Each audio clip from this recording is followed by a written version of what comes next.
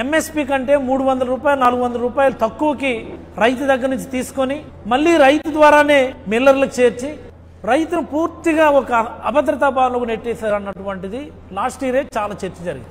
మరి ఈసారైనా దాన్ని కరెక్ట్ చేస్తారేమో అని మేము అందరం వెయిట్ చేస్తాం. ఈ ప్రభుత్వం అయితే కరెక్ట్ చేయలేదు. మనం ఎంత గొడవ చేసినా, మనం ఎన్ని ధర్నాలు చేసినా, ఎన్ని రాస్తారోకోలు చేసినా ఈ ప్రభుత్వం చేయలేదు.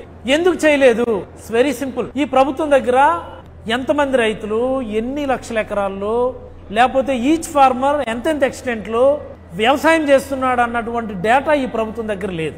ఎందుకు లేదంటే ఈ క్రాపింగ్ చేయడం లేదు.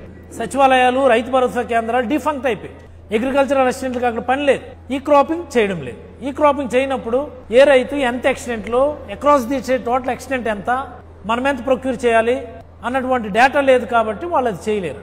చేతులు ఎత్తేసి ప్రైవేట్ వ్యక్తులకు అప్పచెప్పేశారు. మీ ఇష్టానికి మీరు పడండి, మీకు నచ్చిన మిల్లర్కి ఇచ్చుకోండి అంటే దళారీలు వాళ్ళు నచ్చిన రేటు తీసుకుంటున్నారు. ఏమనంటే ఇంత మాయిశ్చర్ ఉంది, అంత మాయిశ్చర్ ఉంది, అక్కడైతే ఇంత రేట్ అవుతుంది, అంత రేట్ అవుతుంది అంటే రైతు ఏం చేస్తాడు? రైతు కష్టం వచ్చినప్పుడు the government should come to his rescue. When the government is not rescuing the farmer, what will happen? Automatically the middlemen will come into force. ఇదే జరుగుతుంది. అందరూ బ్లాక్మెయిల్ చేస్తున్నారు. మాయిశ్చర్ పేరిట రైతును బ్లాక్మెయిల్ చేస్తూ నచ్చిన రేటుకి దళారీలు తీసుకుని తర్వాత మిల్లర్లు కప్ చెప్పుకొని వాళ్ళు జేబులు నింపుకుంటున్నారే తప్ప రైతు కన్నీరు గురించి ఆలోచించేటటువంటి పరిస్థితి ఈ రాష్ట్రంలో లేదు. మన జిల్లాలో మంత్రి ఉన్నారని మనం అనుకోవడమే తప్ప ఆ మంత్రి గారి చేతిలో కూడా ఏం లేదు.